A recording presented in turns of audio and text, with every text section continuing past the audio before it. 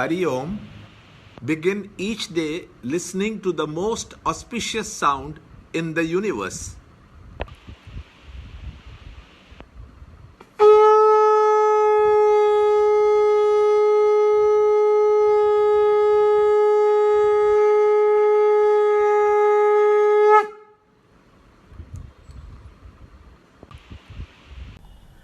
Yoga of Divine Glories, Chapter 10, Shloka 8. I am the source of all. From me, everything evolves. Understanding thus, the wise endowed with loving consciousness worship me.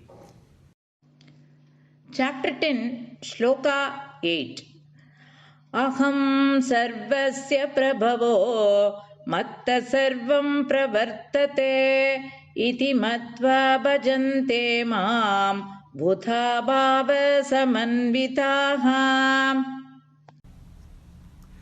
Chapter 10, Shloka 8.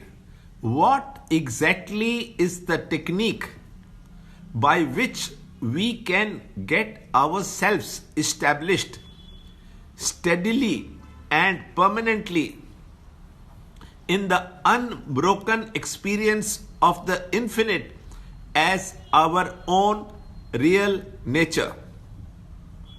The difference between the microcosm and the macrocosm is the difference in the equipments through which the same truth, the eternal and the all-perfect expresses. When life passes through the cosmic mind, Ishvara comes to project out the entire universe of plurality. When the same infinite express through an individual mind, it, Jiva, projects out the individual world. In both the manifestations, the God principle Ishvara and the individual ego, the essence is one and the same. Just as for the manifestation of light in the bulb and heat in the heater, the energy, electricity is one and the same. In electricity, considered as pure energy, there is neither light or heat. Similarly, in the pure self, in its essential nature, there is neither God nor the ego.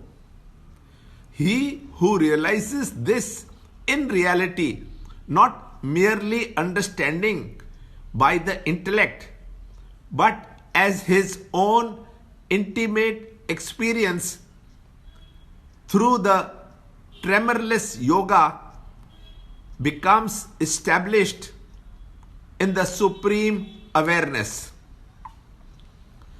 A ball of mud goes through different stages in its evolution to become a pot. The mud can insist that it is the origin and essence of the pot, but never separate from it.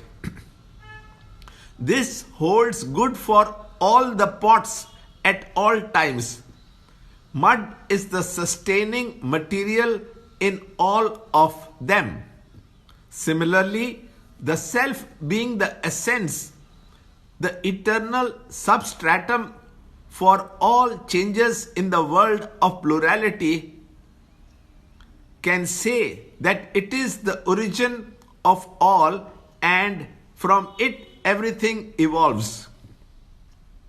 An individual with such a clear understanding can invoke the truth in himself, which is already in us, but lying unmanifest behind the veil of misconceptions arising out of our own spiritual ignorance.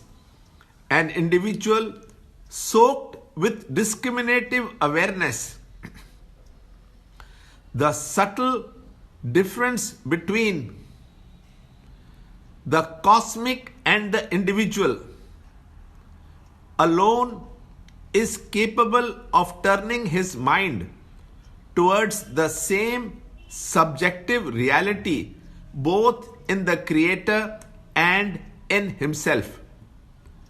Devotion is measured by the level of identification with the beloved.